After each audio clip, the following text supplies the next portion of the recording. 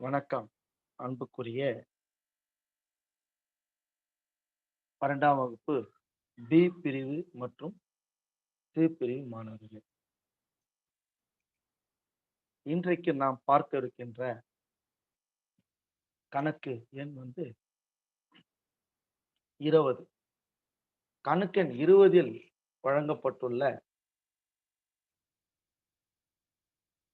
தீர்வை எவ்வாறு காண்பது? கணக்கெண் 20க்கான தீர்வு எவ்வாறு காண்பது? இப்போ நான் உங்களுக்கு முன்னமே நான் சொன்ன போல, போன எல்லா சமூகம் சொன்ன மாரி 6 ஸ்டெப் உள்ள இத பார்த்துக்கிறேன். இத பாருங்க.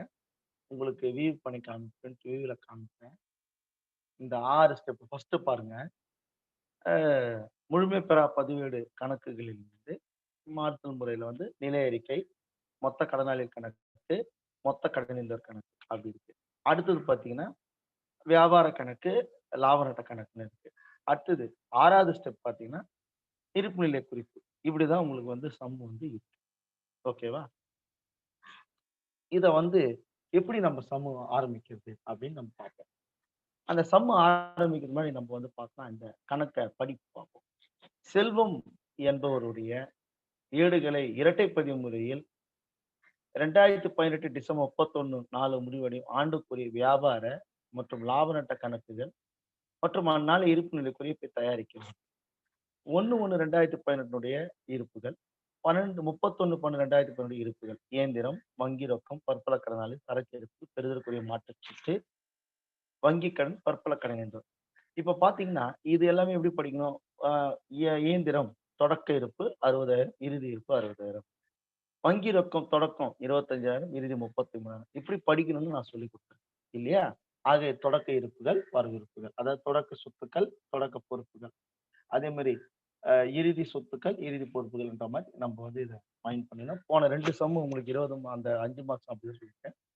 பிறகு கூடுதல் தகவல்கள் அப்படின்னு நான் சொல்லியிருக்கேன். கூடுதல் தகவல் பார்த்தீங்கன்னா, ரொக்க விற்பனை, கடன் விற்பனை, ரொக்க கொள்முதல், கடன் கொள்முதல் குடுத்திருக்காங்க. கூலி ரூ. 6,000, சம்பளம் 23,500, விளம்பரம் ரூ. 7,000, வங்கி கடன் மீது வட்டி 4,500, எடுப்புகள் 60,000, கூடுதல் முதல் 21,000, இயந்திரம் மீது 10% தேய்மானம் நீக்கம், கடனாளி மீது 1% வாரா கடன் இயக்க உருவாக்கவும். இது விடை அவன் குடுத்திருக்கான். நம்ம வருதான்னு பார்ப்போம். கீழயும் அதே மாரி நம்ம அந்த ஸ்கிரீன் மூவ் பண்ணும்போது உங்களுக்கு அந்த சம் திருப்பி திருப்பி மேல போகும்போது கஷ்டமா இருக்கிறதுனால, அதை அத எல்லா பேஜ்லயுமே அத காப்பி பண்ணி போட்டுருக்கேன். அதனால பிரச்சனை இல்ல. நம்ம 20ஆம் சம் தான் திருப்பி திருப்பி கீழ குடுத்துருக்கேன். இன்னொரு காப்பியா. இப்ப நம்மளுக்கு என்ன குடுத்துருக்காங்கன்னா, நம்மளுக்கு தொடக்க முதல், அதாவது முதல் இல்ல. ஃபர்ஸ்ட் எடுத்தா நம்மளுக்கு முதல் குடுத்துருக்கானான்னு பார்க்கணும். முதல் இல்ல அப்டின்னா, முதல் வேலை என்ன பண்ணணும்? முதல்ல கண்டுபிடிக்கணும். முதல்ல எப்படி கண்டுபிடிக்கணும்? தொடக்க சொத்துக்கள் வச்சு, தொடக்க பொறுப்புகள் உள்ள வித்தியாசத்த வச்சு நம்ம என்ன பண்ணணும்? முதல்ல இதுவ கண்டுபிடிக்கணும். எத கண்டுபிடிக்கணும்? முதல்ல கண்டுபிடிக்கணும். முதல் கண்டுபிடிச்சா மட்டும் தான், நம்மளால என்ன பண்ண முடியும்? ஆ இறுதி கணக்கை நம்ம தயாரிக்க முடியும். அதனால முதல்ல நம்ம செய்ய வேண்டியது நம்ப இதுவ பார்ப்போம். இயந்திரம் எவ்வளோ இருக்கு பாருங்க. தொடக்கம் எவ்வளோ? 60,000. இப்ப இந்த தொடக்கம் தான் எடுத்துக்கணுமே தவிர, இந்த தொடக்கத்த எடுக்கக்கூடாது. இந்த தொடக்கம் தான் முக்கியம். ஓகேவா? தென் அடுத்தது வங்கி ரொக்கம். அடுத்தது என்ன சொல்றாங்க? வங்கி ரொக்கம். நான் புரோகிராம் பண்ணி வச்சதால உங்களுக்கு அந்த கீழ காமிக்குது. ஏன்னா, டோட்டல் பண்ணி பார்க்கும்போது ஈஸியா இருக்கிறதுக்காக நான் என்ன பண்ணிட்டேன், அது மாரி பண்ணி வச்சிருக்கேன். அதனால நீங்க பண்ணும்போது மேனுவலா தான் டோட்டல் பண்ணி போடணும். வங்கி ரொக்கம் பார்த்தீங்கன்னா, எவ்வளோ வருதுன்னு பார்த்தீங்கன்னா, ரூ. 25,000. அது 2 சேர்த்தா 85,000 ஆயிடுச்சு. அடுத்தது பற்பல கடனாளிகள். பற்பல கடனாளிகள். கடனா கடனாளிகள். எவ்வளோ வந்திருக்கு பாருங்க. பற்பல கடனாளிகள் பார்த்தீங்கன்னா, 70,000 வந்திருக்கு. அப்புறம் சரக்கு இருப்பு. சரக்கிருப்பு. சரக்கிருப்பு பார்த்தீங்கன்னா, ரூ. 45,000. சரக்கிருப்பு ரூ. 45,000. அடுத்தது பார்த்தீங்கன்னா, பெறுதற்குரிய மாற்றுச்சீட்டு. பெறுதற்குரிய மாற்று சீட்டு. பெறுதற்குரிய மாற்றுச்சீட்டு. எவ்வளோ வந்திருக்கு பாருங்க. பெறுதற்குரிய மாற்றுச்சீட்டு ரூ. 20,000. எவ்வளோ? ரூ. 20,000. ஆக மொத்த சொத்துக்கள் பார்த்தீங்கன்னா, 2,20,000 கிடைச்சிருக்கு. ஆக அதே மாரி தொடக்க பொறுப்புகள் ஒண்ணொண்ணா எடுத்து பார்ப்போம். தொடக்க பொறுப்புகள் பார்த்தீங்கன்னா, முதல்ல என்ன பண்ணலாம்? வங்கி கடன். என்ன கடன்? வங்கி கடன். எவ்வளோ? வங்கி கடன் பார்த்தீங்கன்னா எவ்வளோ இருக்கு? ரூ. 45,000 இருக்கு. ரூ. 45,000 இருக்கு. அடுத்தது பார்த்தீங்கன்னா, பற்பல கடனீந்தோர். பற்பல கடனீந்தோர். எவ்வளோ இருக்குன்னு பார்த்தீங்கன்னா, பற்பல கடனீந்தோர் எவ்வளோ இருக்கு பாருங்க. அதுவும் அது ரூ. 25,000. அதாவது 25,000 நம்ம போட்டுடலாம். போட்ட மொத்த பொறுப்புகள் வந்து 70,000 இருக்கு. மொத்த பொறுப்புகள் வந்து எவ்வளோ இருக்கு? 70,000 இருக்கு. ஆக என்ன சொல்றான், 2,20,000 சொத்திலிருந்து ரூ. 2,20,000 சொத்திலிருந்து மைனஸ் எவ்வளோ கழிக்கலாம்? 70,000 கழிக்கணும். அதோட கூட்டுத்தொகை எவ்வளோ கிடைச்சிருக்கு? 70,000 கிடைச்ச பேலன்ஸ் எவ்வளோ இருக்குன்னா, ரூ. 1,09,000 அதோட முதல். ரூ. 1,50,000 அதோட முதல். பாருங்க. ஸோ இது வந்து எதுக்காக நான் போடுறேன்னு கேட்டீங்கன்னா, ஒரு ரெஃபரன்ஸ்க்காக நான் போடுறேன். இது வந்து ஒரு ரெஃபரன்ஸ்க்காக போடுறேன். இது வந்து நீங்க சீரியஸா நீங்க வந்து எடுத்துக்க வேண்டியது. அதாவது இது ஒரு இதுக்காக போடுறேன். ஹைலைட் பண்ணி போடுறேன். இது வந்து நீங்க என்ன பண்ண வேணாம், பெருசா இத வந்து நெனச்சுக்க வேணாம். ஓகே. இது எப்படி வந்தது நீங்கன்றத தெரிஞ்சுக்கலாம். சரியா? ஓகே. ஸோ இது கூட நான் என்ன பண்றேன், இங்க போடுறேன். எங்க போடுறேன், இங்க போடுறேன். 1,50,000 போட்டுன்னா நம்ம 15,00,000 ஆச்சு. ஒரு சைபர் இருக்கு. இத கழிச்சு இந்த முதல கூட இங்க என்ன பண்ணலாம், இங்க தூக்கி போட்டுருக்கேன். இப்ப அது ஆன்ஸர் கண்டுபிடி தான் அந்த இடத்த அந்த ஹைலைட் பண்ணி வச்சிருக்கேன். ஸோ மொத்தம் பார்த்தீங்கன்னா, முதல் வந்து ரூ. 1,50,000 கிடைச்சிருக்கு. எப்படின்னு கேட்டீங்கன்னா, ரூ. 2,00,000 தொடக்க சொத்து. ரூ. 2,00,000 தொடக்க சொத்து. அதே மாரி வந்து ரூ. 70,000 வந்து தொடக்க பொறுப்பு. 2த்துக்குள்ள வித்தியாசம் ரூ. 1,50,000. இதுல யாருக்கும் டவுட் இருக்கும். இந்த முதல் குடுத்திருந்தா, நம்ம இந்த நிலை அறிக்கை போட வேண்டியதில்ல. இந்த 20வது சம்ல நிலை அறிக்கை முதல் குடுக்கல. அதனால நம்ம என்ன கண்டுபிடிக்கணும்? முதல கண்டுபிடிச்சு எங்க எடுத்துட்டு போய் போடணும்? இறுதி சரக்கு இருப்பு. அதாவது இந்த இருப்புநிலை குறிப்புல முதல் இங்க எடுத்துட்டு போயிட்டு அந்த ரூபாய போட்டுறணும். எவ்வளோ? ரூ. 1,50,000 நம்ம கண்டுபிடிச்சோம். 1,50,000 கண்டுபிடிச்சோம். நான் ஒரு ஆல்ரெடி ஃபார்மட் மாரி பண்ணி வச்சுருக்கேன். அத காமிக்குது. வேற ஒண்ணும் கிடையாது. ரூ. 1,50,000. அடுத்தது நம்ம என்ன கண்டுபிடிக்கணும் அப்படின்னு நீங்க பார்த்தீங்கன்னா, நம்மளுக்கு வந்து கடன் கொள்முதல், கடன் விற்பனை கண்டுபிடிக்கணும்.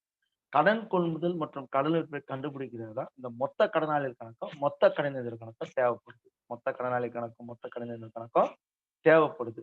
ஆகையினால நம்மள பொறுத்தவரைக்கும் என்ன கிடையாதுன்னா, இங்க அ கடன் விற்பனை அவன் குடுத்ததால, நம்மளுக்கு என்ன தேவையில்ல, இந்த மொத்த கடனாளிகள் கணக்கும், மொத்த கடனீந்தர் கணக்கும் போட வேண்டிய அவசியம் இல்லாத அமைஞ்சு போச்சு. போட வேண்டிய அவசியம் இல்லன்னு சொல்லிட்டு ஒர்க் அவுட் ஆயிடுச்சு. அதனால நீங்க என்ன பண்ண தேவையில்ல. நீங்க அப்ப நான் வந்து உங்களுக்கு இதுக்காக போடுறேன். எதுக்காக போடுறேன்னா, இது வந்து இங்க பாருங்க. இப்ப வந்து நான் ஒரு அப்படி அப்படி பிளாக் பண்ணி வச்சுர்றேன். இது தேவையில்ல அப்படின்றதுக்காக. அது தேவையில்லன்றதுக்காக. அதே மாரி இதையும் நான் என்ன பண்றேன், தேவையில்ல. அதாவது நீங்க வந்து ஃபார்மேட் வரைஞ்சு வச்சிருப்பீங்க. அதனால நம்மளுக்கு போட வேண்டியது இல்லன்றேன். ஏன் அப்படின்னு நீங்க கேட்டீங்கன்னா, இத ஃபார்மேட் வரைஞ்சு வச்சுட்டோம். நம்ம அதனால இப்ப வந்து நீங்க எக்ஸாம்ல போம்போது என்ன பண்ணணும், இந்த மொத்த கடனாளி கணக்கு, இந்த கணக்கு தேவைப்படுமா? மொத்த கடனர் கணக்கு இந்த இந்த ஸ்டெப் 1, ஸ்டெப் 2, ஸ்டெப் 3 தேவைப்படுதான்னு நம்ம முடிவு பண்ணணும். ஸ்டெப் 3, ஸ்டெப் 4, ஸ்டெப் 5 கம்பல்சரியா வந்துரும். அதாவது வந்து வியாபார கணக்கு, லாப நட்ட கணக்கு, இருப்புநிலை குறிப்பு கண்டிப்பா வரும். ஆனா, இதுல என்ன பண்றேன்னா, இந்த ஸ்டெப் 1, ஸ்டெப் 2, ஸ்டெப் 3 இருக்கு பாரு. இதுல ஏதாவது 1, 2 மிஸ் பண்ணிர்றான். இப்ப பார்த்தீங்கன்னா, போன சம்ல பார்த்தீங்கன்னா, ஒரு சம்ல நிலை அறிக்கை குடுத்தான். மொத்த கடன் போடணும், மொத்த கடனாளி கணக்கு போடணும். அடுத்த சம்ல பார்த்தீங்கன்னா, நிலை அறிக்கையே தேவையில்ல. மொத்த கடனாளி கணக்கு, மொத்த கடனர் கணக்கு போடணும். இந்த சம்ல என்ன பண்றான், நிலை அறிக்கை போடுங்க. மொத்த கடனாளி கணக்கு, மொத்த கடனர் போட வேண்டாம். ஏன்டா, அங்க கடன் விற்பனை குடுத்துட்டான். கடன் கொள்முதல் குடுத்துட்டான். அதனால நம்மளுக்கு இந்த இந்த கணக்கு போட வேண்டிய அவசியம், இந்த 2 பேரேடுகள் போட வேண்டிய அவசியம் இல்ல. அப்ப நேரடியா நம்ம என்ன பண்ணலாம், வியாபார கணக்கு, லாப நட்ட கணக்கு, இருப்புநிலை குறிப்பு நம்ம தயார் செய்யலாம். அப்ப அதுக்கு முன்னாடி நான் 2வது ஃபார்மேட் படி என்ன சொல்லியிருக்கேன், 2வது ஸ்டெப் அதாவது 3 விஷயத்துக்கு வந்து தொடக்கம், இறுதி இருக்குன்னு சொல்லியிருக்கேன்.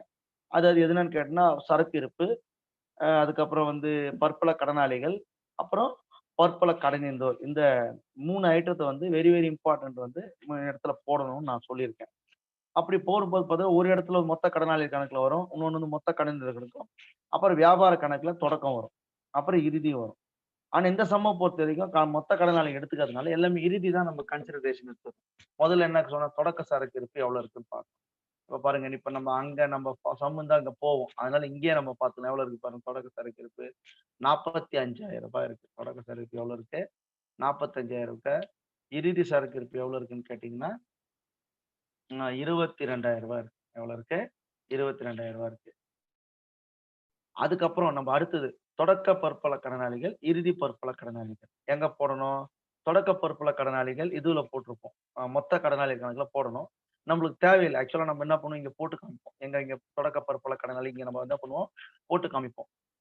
எவ்வளவு இருக்குன்னு பாத்தீங்கன்னா 70,000 70,000 இறுதி வந்து பாத்தீங்கன்னா 1,00,000 அப்படின்னு நம்ம போடுவோம். இங்க தேவைப்படல. ஆக்சுவலா நம்ம முடிவு எடுப்போம். அப்புறம் இறுதி எடுத்துட்டு வந்து நம்ம என்ன பண்ணுவோம், இங்க போடுவோம். எங்க இறுதி பற்பல கடனாளிகள் எங்க இருக்குன்னா, இங்க போடுவோம்.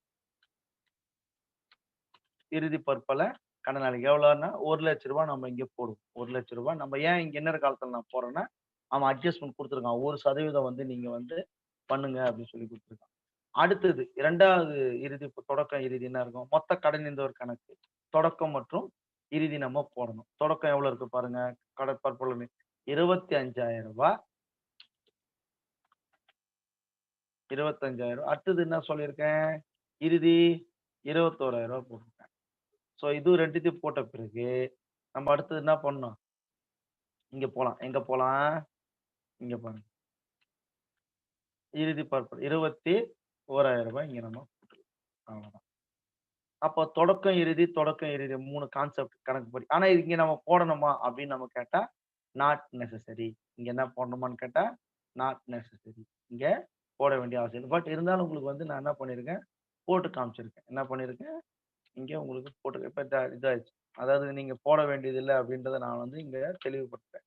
அது ஆட்டோமேட்டிக்கா ஆன்ஸர் வராம நான் பண்ணி வச்சிருக்கேன். அடுத்த சம் போகும்போது தெரியும்.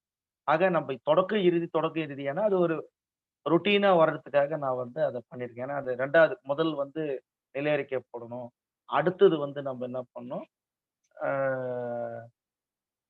மொத்த கடனாளி கணக்கு, மொத்த கணக்கு போட்டா கூட அந்த அந்த ஃபார்மட் பிரகாரம் தொடக்க இறுதி 3 ஐட்டத்த 2 தடவ போடணும்ன்றத வந்து ரொம்ப வலியுறுத்தியதுனால இந்த ஐடியா நான் பண்ணியிருக்கேன். சரிங்களா? அடுத்தது அதர் இன்ஃபர்மேஷன் எடுத்து நம்ம ஃபில் அப் பண்ண வேண்டியதுதான். அதர் இன்ஃபர்மேஷன ஃபில் அப் பண்ண வேண்டியதுதான். அதர் இன்ஃபர்மேஷன் எப்படி ஃபில் அப் பண்றதுக்கு முன்னாடி, நம்ம வந்து என்ன பண்ணணும், இது எடுத்துக்கணும். இறுதியுடைய இருப்புகள் எங்கெங்க போடணும் பாக்கணும். இறுதி சொத்துக்கள், இறுதி பொறுப்புகள். இங்க யாருக்காக நம்ம கிரியேட் பண்ணினா, செல்வம் என்பதற்காக நம்ம கிரியேட் பண்ணோம். அதனால முதல்ல அவர் பேர வந்து நம்ம என்ன பண்ணுவோம், அந்த அவர் யார் பேர் கிரியேட் பண்ணுவோம். ஏன்னா இறுதி கணக்கு வந்துட்டோம் இல்லையா? அப்ப உடனே அவர் பேருக்கு வந்து முக்கியத்துவம் குடுப்போம். திரு செல்வம் அவர்களின் எண்ணிக்கை சொல்லுங்க. 31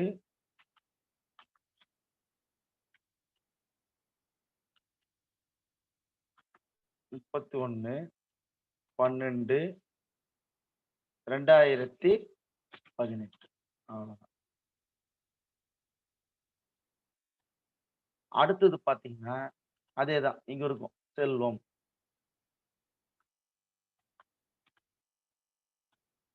செல்வம் 31 12 2018. ஸோ தேதி வந்து நம்ம அடிச்சுட்டா, இப்ப டைட்டில் கரெக்ட்டா வந்துருது. அடுத்தது பாருங்க, யாருக்கு? அடுத்தது இருப்புநிலை குறிப்பு அதே மாரி. செல்வம் என்னைக்கு 31 12 2018 அவ்வளவுதான். முடிஞ்சு போச்சு. இப்ப டைட்டில் ஒர்க் அவுட் ஆயிடுச்சு. ஸோ ப்ராசஸ் எப்படி பண்ணணுமோ ஒரே மாரி பண்ணீங்கன்னா உங்களுக்கு சுலபம். அடுத்தது நம்ம செய்ய வேண்டியது என்னன்னு கேட்டீங்கன்னா, அந்த இறுதி இருப்புகள எடுத்து நம்ம போடணும். இறுதி இருப்புகள் என்னென்ன இருக்கு பாருங்க. நம்ப 3 ஐட்டம் எடுத்து போட்டிருப்போம். அதாவது பற்பல கடனாளிகள், இறுதி சரக்கு இருப்பு, பற்பல கடன் இறுதி எடுத்துரும். மத்த இருக்கிற இறுதி அமைப்புகள எடுக்கணும். எது முதல்ல வந்து இறுதி இயந்திரம் எடுத்துப்போம். ஃபர்ஸ்ட் எடுத்தோனே சொல்றேன். இயந்திரம். இயந்திரத்துக்கு வந்து என்ன சார் தேய்மானம் இருக்கிறதுனால நான் இந்த வச்சு போடுறேன். இயந்திரம், இந்திரம்.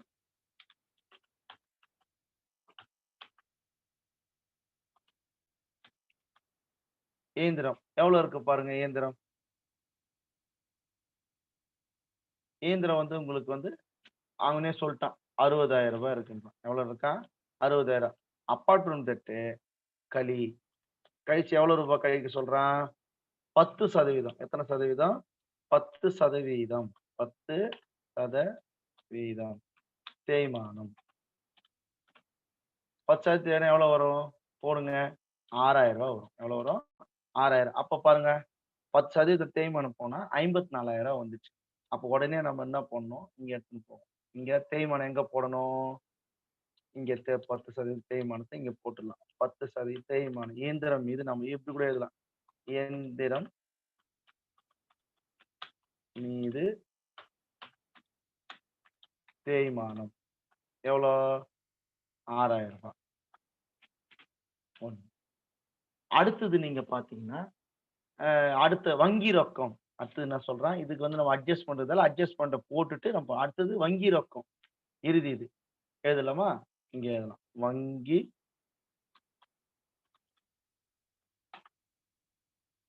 வங்கி ரொக்கம். எவ்வளோ பாருங்க வங்கி ரொக்கம் எவ்வளோ வருது பாருங்க. ரூ. 33,000. இப்ப பாருங்க இறுதி தான் எடுத்துன்னு இருக்கேன். எதுவுமே தொடக்கம் எடுக்கல. அடுத்தது பற்பல கடனாளி நம்ம போட்டோம். பற்பல கடனாளி 1,00,000 போட்டுட்டோம். ஆனா அட்ஜஸ்ட்மென்ட் என்ன குடுத்துருக்கான் பாருங்க. 1% தேய்மானம் குடுத்துருக்கான். எத்தன சதவீதம் குடுத்துருக்கான்? 1% தேய்மானம் குடுத்துருக்கான். 1% அது தேய்மானம் இல்ல, வாராக்கடன் எத்தனைன்னா, எத்தன சதவீதம்? 1% எத்தன சதவீதம்? 1% வாரா கடன் ஒதுக்கு. வாரா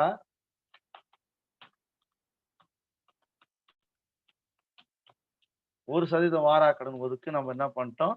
கழிக்கிறோம். 1% எவ்வளோ வரப்போது? ரூ. 1000. எவ்வளோ வருது? ரூ. 1000. நீங்க சம் வொர்க் அவுட் பண்ணி பார்த்தீங்கன்னா தெரியும். அது எப்படி போடலாம்ன்னா, உங்களுக்கு ஆல்ரெடி சொல்லிக் குடுத்துருக்கேன். எப்படி சொல்லிக் குடுத்துருக்கேன்? ம். சொல்லுங்க.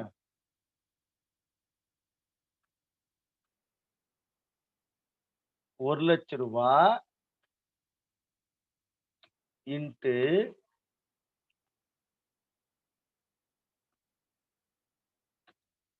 1 டிவைடட் பை 100 அப்படி போடணும்னு நான் சொல்லிக் குடுத்துருக்கேன். எப்பவுமே உங்களுக்கு அது மாரி சொல்லிட்டா ரூ. 1000 வந்துச்சா பாருங்க. வந்துடுச்சா? ஸோ இதுதான் வந்து இந்த ஃபார்முலா. இது எது சதவீதம் கண்டுபிடிக்கிறதுக்கான ஃபார்முலா. நான் உங்களுக்கு வந்து இப்படிதான் சொல்லிக் குடுத்துருக்கேன். பட் உங்களுக்கு புரிதலுக்காக நான் சொல்றேன். இது வந்து நான் வந்து என்ன பண்றேன், இது வந்து நீங்க எக்ஸாம்ல கூட நீங்க அழகா ட்ரை பண்ணி போட்டு பார்க்கலாம். இந்த ரூ. 1000 எப்படி வந்தது அப்படின்றதுக்காக நான் வந்து இங்க சொல்லியிருக்கேன். ஓகேவா? 1% ரூ. 1,00,000 இன்டு ஆ ஒரு பெர்சன்டேஜ்னா நம்ம எவ்வளோ கிடைக்கும்னா, ரூ. 1000 கிடைக்கும். ஆன்ஸர் இதுதான் வந்து இந்த வாராக்கடனுடைய கான்செப்ட். அதுதான் இங்க போடுறேன். உங்களுக்கு புரிதலுக்காக போடுறேன். இந்த வாராக்கடன் ஒதுக்கு எப்படி வந்ததுன்றதுக்காக நான் போட்டிருக்கேன். அதனால நீங்க வந்து இத நீங்க போட்டு பார்க்கணுன்ற அவசியம் கிடையாது. சரியா? சரி. இப்ப நான் இத டெலீட் பண்ணிடுறேன். ஸோ அது வந்து 1,00,000 எப்படி 1,00,000ல ரூ. 1000 வரதுன்னு கண்டுபிடிச்சோம்.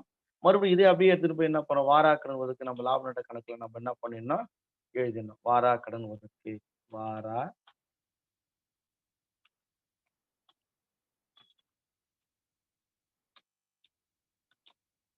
எவ்வளோ? ரூ. 1000. ஸோ 2வது வேலையும் முடிச்சாச்சு. எது? நம்மள பொறுத்தவரைக்கும் இந்த இறுதியில இருக்குது இல்லையா? இங்க பாருங்க. இயந்திரம் எடுத்து எழுதியாச்சு. வங்கி ரொக்கம் எடுத்து போட்டாச்சு. அடுத்தது பற்பல கடனாளிகள் அட்ஜஸ்ட்மென்ட் எடுத்து போட்டாச்சு. அடுத்தது இறுதி சரக்கு இருப்பு 22,000 நான் போடணும்னு சொல்லியிருந்தேன். நீங்க போடாம விட்டுருக்கிறேன். ரைட். இப்ப நம்ம போட்டுடலாம். இறுதி சரக்கு இருப்ப போட்டுடலாம். ஓகேவா? அடுத்து இறுதி சரக்கு இருப்பு போட்டாச்சு. அடுத்தது பெறுதற்குரிய மாற்றுச்சீட்டு. பெறுதற்குரிய மாற்றுச்சீட்டு. அது ஒரு வகையான சொத்து. அதனால இது வந்து போட்டுற வேண்டியது. எவ்வளோ பெறுதற்குரிய மாற்றுச்சீட்டு எவ்வளோ இருக்கு பாருங்க. ரூ. 38,000. எவ்வளோ? ரூ. 38,000. அடுத்தது பெறுதற்குரிய வங்கி கடன். வங்கி கடன் எங்க வரணும்னா, பொறுப்புல வரணும். அதனால இந்த பக்கம் போடலாம். வங்கி கடன். எவ்வளோ இருக்கு பாருங்க. வங்கி கடன் வந்து ரூ. 45,000. வங்கி கடன் வந்து ரூ. 45,000. அடுத்தது பற்பல கடன் இருந்தோம் நம்ம ஆல்ரெடி போட்டாச்சு. இப்போ இருக்கிற இன்ஃபர்மேஷன்ல அந்த இறுதி சொத்துக்கள் மற்றும் இறுதி பொறுப்புகள நம்ம போட்டுட்டோம். அடுத்தது என்ன பண்ணணும்? கூடுதல் விவரங்கள நம்ம ஃபில் அப் பண்ற இருக்கோம். கூடுதல் விவரங்கள் என்ன இருக்கு பாருங்க.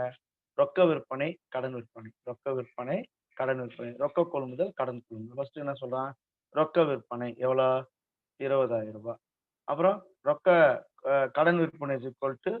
1,80,000. பிறகு அதே மாரி இங்க வாங்க. இங்க எவ்வளோ வருது பாருங்க. ரொக்க கொள்முதல் வந்து ரூ. 8,000. கடன் அ கொள்முதல் எவ்வளோ இருக்குன்னு கேட்டீங்கன்னா, ரூ. 52,000. இதோட மொத்த கூட்டுத்தொகை எவ்வளோ பாருங்க. மொத்த கூட்டுத்தொகை வந்து ரூ. 60,000. எவ்வளோ இருக்கு? 60. அதே மாரி இதோட மொத்த கூட்டுத்தொகை எவ்வளோ இருக்கு பாருங்க. ரூ. 2,00,000. எது மொத்த கூட்டுத்தொகை வந்து ரூ. 2,00,000. நம்மள பொறுத்தவரைக்கும் நம்மளுக்கு வந்து இது இல்ல கடன் விற்பனை இது உள்திருப்பம், வெளித்திருப்பத்துல இப்ப க க கொள்முதல் திருப்பம் நம்மளுக்கு சம்முல இருக்கா? அப்படின்னா இல்ல. அதனால இது வந்து டேஷ் பண்ணி விட்டுருவோம். அப்போ டோட்டலா அவுட்டர் காலத்துல எவ்வளோ வருதுன்னா, ரூ. 60,000 வருது. இந்த பக்கம் எவ்வளோ வருதுன்னு கேட்டீங்கன்னா, ரூ. 2,00,000 வருது. ஓகேவா? ஸோ இப்ப இந்த 4 ஐட்டத்த போட்டாச்சு. கடன் ரொக்க விற்பனை, கடன் விற்பனை, ரொக்க கொள்முதல், கடன் கொள்முதல் போட்டாச்சு. அப்புறம் கூலி வரணும் இல்லையா? கூலி எங்க வரும்? கூலி வந்து இங்க தான் வரும். வியாபார கணக்குல தான் வரும். அதனால கூலி எவ்வளவு போடுறோம் பாருங்க.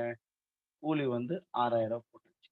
ரூ. 6,000 போட்டாச்சு. அடுத்தது சம்பளம் எங்க வரணும்? சம்பளம் வந்து லாப நட்ட கணக்குல வரணும். அதனால சம்பளத்த அங்க போடலாம். சம்பளம் எவ்வளவு பாருங்க. எவ்வளோ? சம்பளம் வந்து ரூ. 23,500.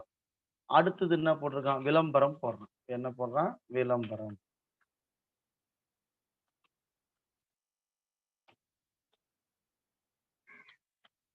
விளம்பரம் வந்து எவ்வளவு போட்டிருக்கான் பாருங்க.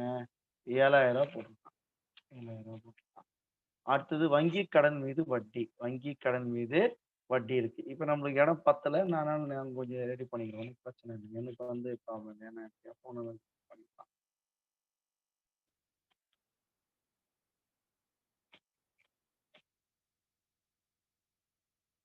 ம். ஸோ நீங்க நான் கிரியேட் பண்ணிட்டேன். ஒண்ணும் பிரச்சனை இல்ல. அடுத்தது என்ன சொல்றேன்? வங்கி கடன் மீது வட்டி. வங்கி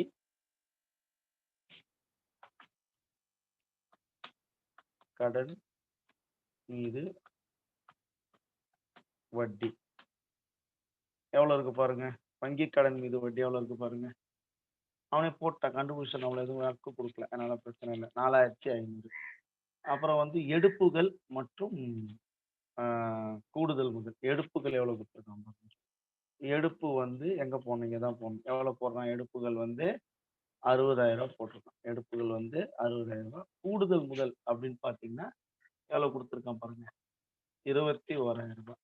இப்ப பாருங்க கரெக்ட்டா வந்துச்சு பாருங்க. இப்ப நம்ம நிகர லாபம் கண்டுபிடிச்சு போட்டா நம்மளுக்கு ஆன்சர் தெரிஞ்சிரும். இப்ப பார்த்து தள்ளுபடி அளித்தது நம்மளுக்கு ஆன்சர் குடுக்கல. அதனால நம்ம டேஷ் வச்சுக்கலாம். இதுவும் நம்ம டேஷ் வச்சுக்கலாம். ஸோ இப்போ இருக்கிற இன்ஃபர்மேஷன்லாம் எடுத்து நம்ம என்ன பண்ணியாச்சு எல்லாத்துலயும் போட்டாச்சு. இப்ப நம்ம கண்டுபிடிக்க வேண்டியது மொத்த லாபம் எவ்வளோ? நிகர லாபம் எவ்வளோ? எப்படி நம்மளுக்கு சம்மு டேலி ஆகுதுன்னு பார்ப்போம். இங்க பாருங்க ரூ. 1,22,200 இருக்கு. எந்த பக்கம்? இந்த விற்பனை சைடு. அதாவது நேரடி வருமானம் வந்து ரூ. 2,22,200 வருது. போட்டு வச்சிருக்கு. அதுவே சம்மு. அதே மாரி இது பார்த்தீங்கன்னா, எவ்வளோ வந்திருக்குன்னு கேட்டீங்கன்னா, ரூ. 1,11,000. அப்போ எப்படி ஆன்ஸர் போடலாம்னா, 1,11,000 சாரி. அ வருமானம் வந்து 2,22,200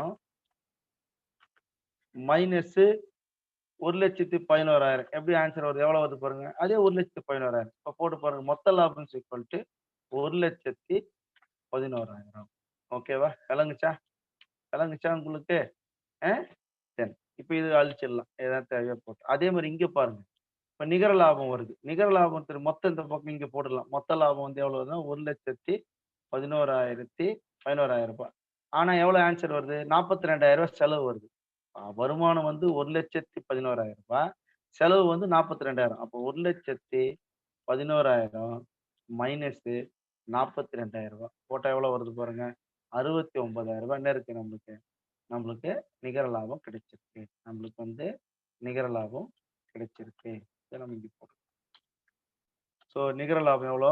ரூ. 69,000. போட்டா 2 டேலி ஆயிடுச்சா? அவ்வளோதான். இப்போ நம்மளுக்கு நிகர லாபம் மொத்த லாபம் கிடைச்சிருச்சு. நிகர லாபம் கிடைச்சிருச்சு. அப்புறம் வேற என்ன வேணும் நம்மளுக்கு? நீங்க தான் சொல்லணும்.